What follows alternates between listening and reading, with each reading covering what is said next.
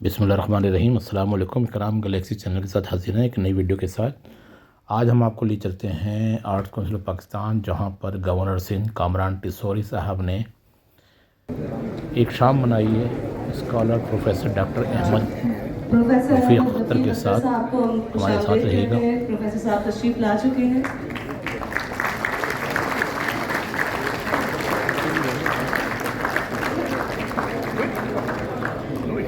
جی بھائی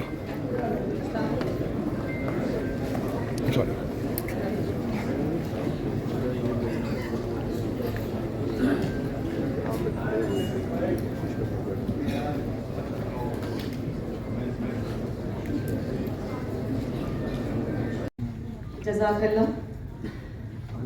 علم و دانش اور مذہب کا جو حسین امتزاج پروفیسر احمد رفیق اختر کی شخصیت میں ملتا ہے، اس کی مثال خال خالی نظر آتی ہے۔ ویسے تو پروفیسر صاحب انگریزی ادب کے استاد ہیں، لیکن ادیان ان کا باہمی تقابل، روحانیت، تصوف اور ادب ان کا چرا امتیاز ہے۔ ایک زمانہ ان کی تعلیمات سے بہرہ مند ہے اور ان سے متاثر رہا ہے۔ میں پروفیسر صاحب کا باقاعدہ تعارف کرانے کے لیے اور ان کو مدعو کرنے کے لیے ایک اور علمی اور ادبی شخصیت کو زحمت دوں گی، سید عابد رضوی صاحب کو، جو خود ایک معروف علمی اور ادبی شخصیت ہے۔ تصوف پہ، اقبالیات پہ، غالبیات پہ ان کی گہری نظر ہے۔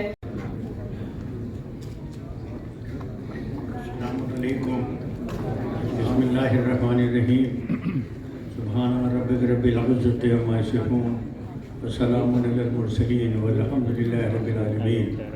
تمام تعریفیں اللہ کے لیے جو حقائق قومیہ ہے، اس اکنات کو سورہ اسماء ظہور میں لایا اور عمدہ تجلیات سے اس کو چمکایا، اور آفتاب اس کی وحدت کے دریچے سے عالم کثرت پہ اس طرح چمکا سوائے اس کے کسی اور نے اس ذات وحدہ لا شریک کا وجود و عدم کے پھیل نہ پایا۔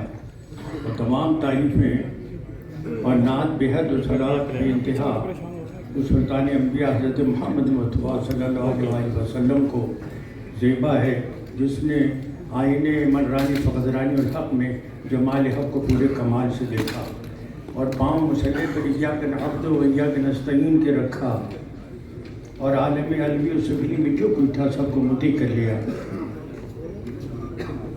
السلام علیکم یا حاضرین باتمکین،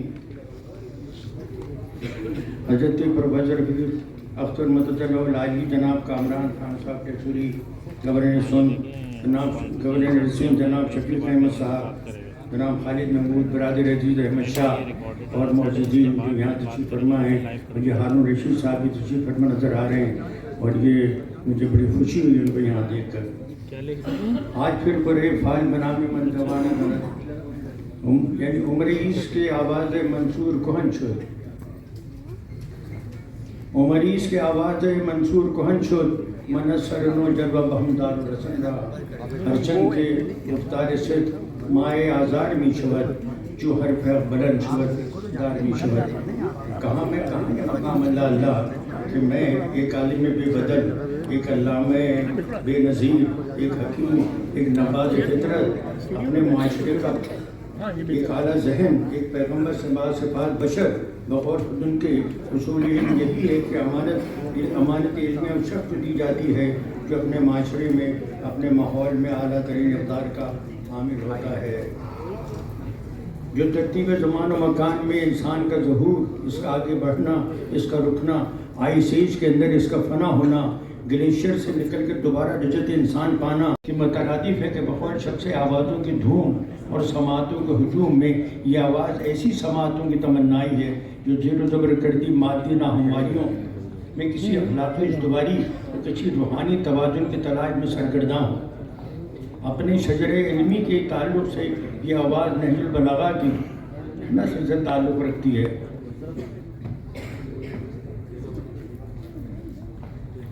اپنے شجر علمی کے تعلق سے یہ آواز نہج البلاغہ کی نسل سے تعلق رکھتی ہے۔ اس فضائے جزر و مد میں میں نے اتنی دیر تک خطاب کیا آپ سے، تو میں نے آپ کو سراہ کو روکا ہے جو آپ لوگ سننے کے لیے آئے ہیں۔ جناب پروفیسر صاحب سے درخواست کرتا ہوں کہ آپ اس میں ان کو خطاب فرمائیں۔ بسم اللہ الرحمن الرحیم۔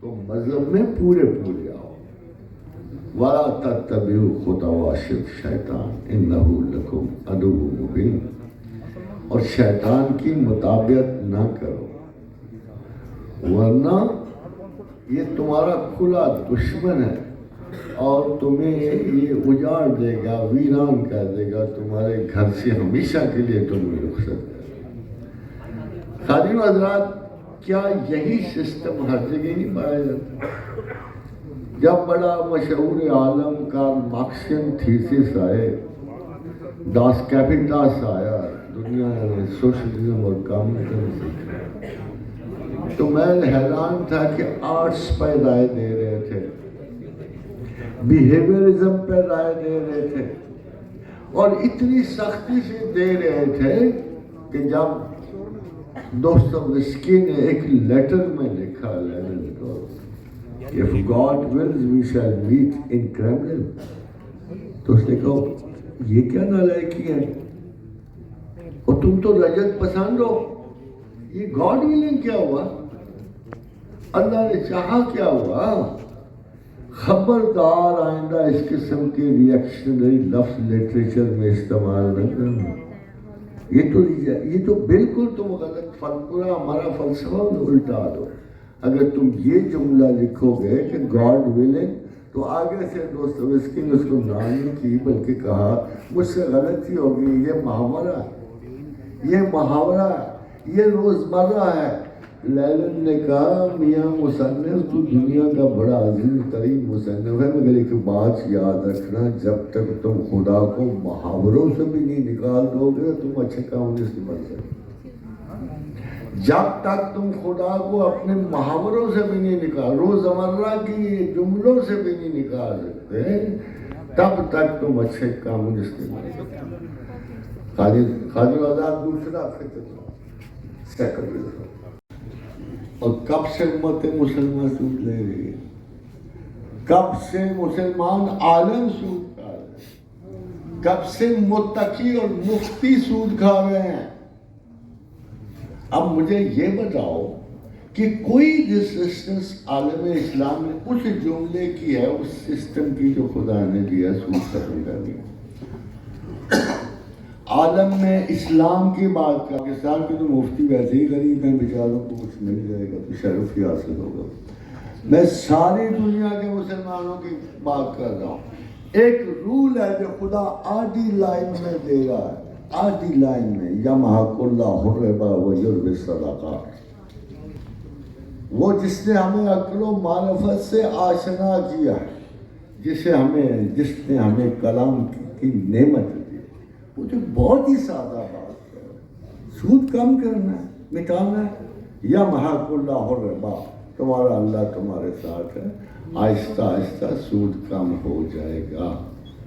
ویربی الصدقات، اگر تم آہستہ آہستہ صدقات بڑھاؤ گے.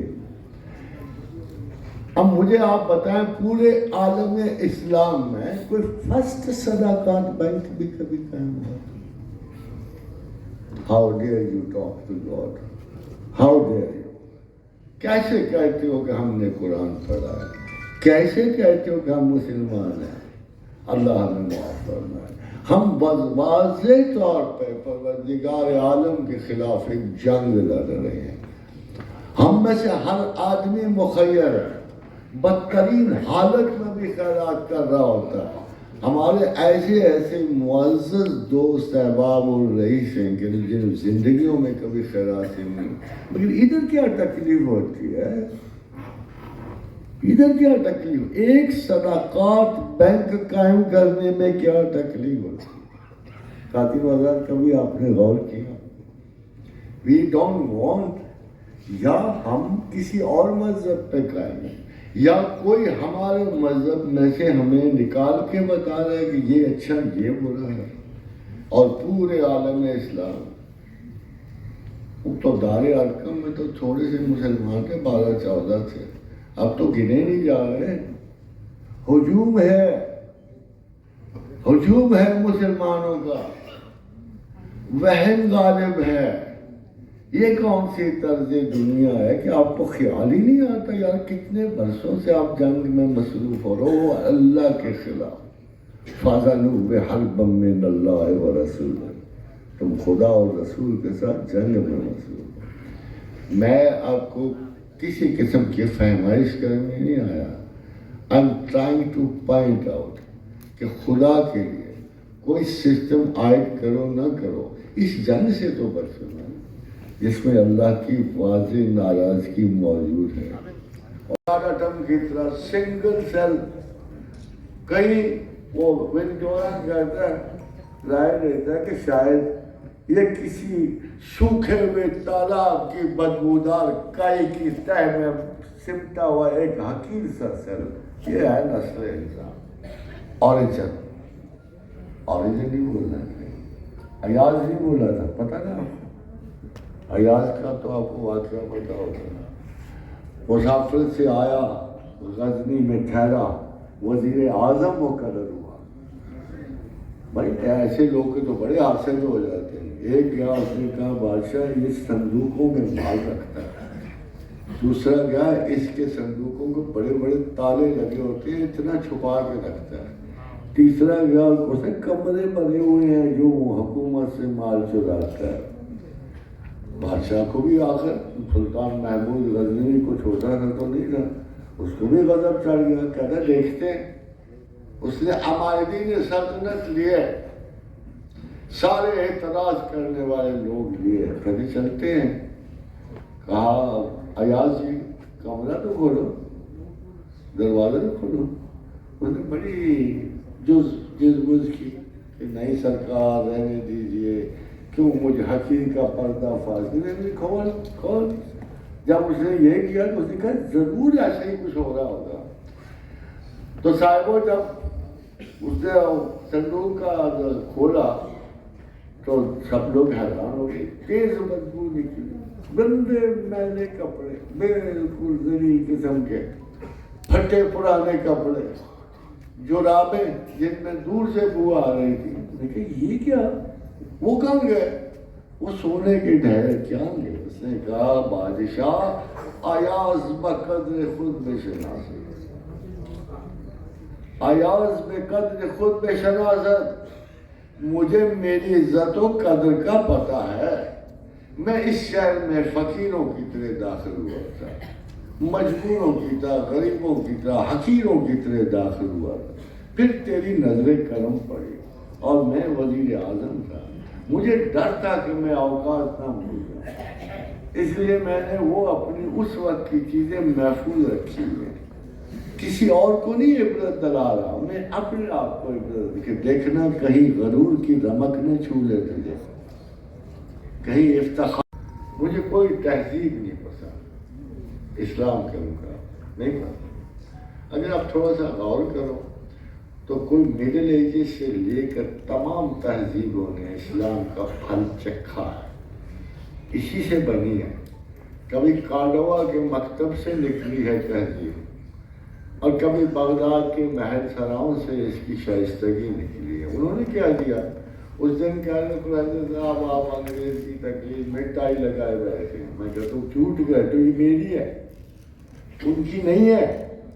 جب کرتبہ کے مور شاہ سوار نکلتے تھے نا اور اپنی خواتین کے پاس سے، تو ان کو شجاعت دینے کے لیے وہ ایک رنگین رومال پھینکا کرتے تھے، رومال ہی نہیں رنگین چھوٹا، وہ اس کو گلے سے باندھ لے۔ تو شرط یہ ہوتی تھی مور شاہ سواروں کی کہ جیت کے دشمن پہ غالب آ کے حاوی ہو کے پھر اپنی خواتین کو وہ رومال لٹا دیتے تھے۔ ہم سوری سے کہ مجھے ایسے کرنے کے لیے خاتون تو نہیں ملتی، رومال تو ملتا، مسلمان دکھاؤ بن کے یہ کیا آپ میں جاتے کہ وہ بڑا یہ بڑا، تمام پتہ کیوں آپ میں مسلط ہیں؟ میں نے اپنی پوری زندگی میں کوئی مصنف نہیں چھوڑا، نہ انگریزوں کا، نہ فرانسیسیوں کا، نہ کوئی اس کا، نہ وہ، اور خود اپنے بھی۔ مجھے تو ان میں کوئی ڈیپتھ نہیں، آنیسٹلی چلے۔ مجھے یہ بتا، میں آپ کو چھوٹی سی بات بتائی کہ میں انگریزی پڑھ رہا تو میں نے کہا اس میں ہسٹری بیکم اے ہسٹری، मुझे ये बड़ा पसंद आया कि किसी को ख़त्म करना हो ना, उनके लिए ही लिस्ट थी, ये तो तारीख का हिस्सा बना। तो मैं सोचा यार कि किसी ने मुसन्निफ ने अच्छा अंदाज ढूंढा मौत के, इस गाने की लिस्ट थी। मगर मैं देखा कि ये उनका नहीं था, ये उनका नहीं था, बल्कि जब हज़रत अली करमल्लाह वजह ने अमर बिन अब्दुल को मारी ना, तलवार उसकी छाती तक आई, तो पता उनका सवाने निगार का लिखता है, और वो गुजरे हुए कर्म में शामिल हो। अब देख लो कौन सा जुमला आता है, उसी को ट्रांसलेट किया है इन्होंने। तो उस मुसन्निफ ने लिखा, जब तलवार उमर बिन अब्दुल के सर पे आई, उसे काट गई और वो कल में दाखिल हो। यही ऑलमोस्ट यही तर्जुमा है हिस्ट्री में। तो ये देखो, अल्लाह ने कोई टैलेंट पे कैद तो नहीं करते। सुभान अल्लाह, जज़ाकल्लाह, माशाअल्लाह। डॉक्टर अहमद रफ़ीक अख्तर साहब, इस कदर पुरअसर पुरनूर आज की ये महफिल, और डॉक्टर साहब से हम सब बहुत प्यार करते हैं, आप सब भी। सवालात सिर्फ और सिर्फ हम 3 ही ले सकेंगे, तो आप में से कोई भी कोई ऐसा मसला जो जी डॉक्टर साहब। Thank you very much. बहुत ही अच्छा मेरा साहब की तरह ये हो कि went and 100 fathers of the city, इसके बारे में क्या कहना है? खालिद आज़ाद, मेरा ख्याल ये है कि हम हमेशा हुकूमतों की गिले शिकवे में रहते हैं, और अमीर मुमलकत खुशरवा दानत और हमारे खुशरवा भी काफ़ी गरीब तरीन होते हैं। आज यहाँ पर आई है, तो इससे पहले के गवर्नर साहब यहाँ हैं, मैं समझता हूँ कि एक स्टैंडिंग ओवेशन हम सब प्रोफेसर अहमद रफ़ीक अख्तर को सारे के सारे मिलकर हम खड़े हो जाएं। हमारी टांगों में जान है, और जिसके नहीं है इंशाल्लाह तो हो जाएगी। Sorry to interrupt you professor साहब, ये पहले भी यहाँ पर बताया है, आपके लिए खड़े हुए हैं, आप तकलीफ रखिए।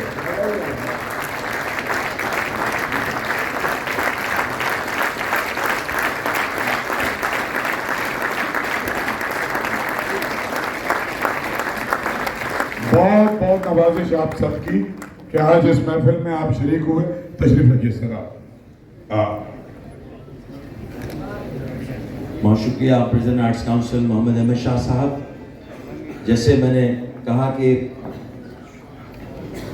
पिछले तमाम आने वाले सिंध में जो भी गवर्नर्स रहे हैं, अपने अपने मनसब पे वो अपनी अपनी कारकर्दगी, अपनी मेहनत और जिस कदर हो सकता है काम करते रहे। लेकिन जब से ये मनसब गवर्नरी संभाला है, बिलखुसूस में गवर्नर साहब मोहम्मद कामरान खान तिसोरी साहब, सबसे जो खूबसूरत बात है इनकी वो ये कि ये इंसान दोस्त आदमी है। ये अपने मनसब को और अपने ओहदे को बाला ताक रख के इंतहाई खुशदिली से सिंध के शहरियों के साथ और दीगर शहर के लोगों के तमाम मसाइल को जिस कदर हो सकता है प्रैक्टिकली हल कर रहे हैं। हम सब खुश नसीब हैं कि हमें अल्लाह तबारक व तआला ने ऐसे गवर्नर से नवाजा है। मैं मुल्तमिस हूँ, जैसे अभी शाह साहब ने भी कहा कि वो मेज़बान, और आज के हमारे मेज़बान जनाब गवर्नर सिंध मोहम्मद कामरान खान तिसोरी साहब।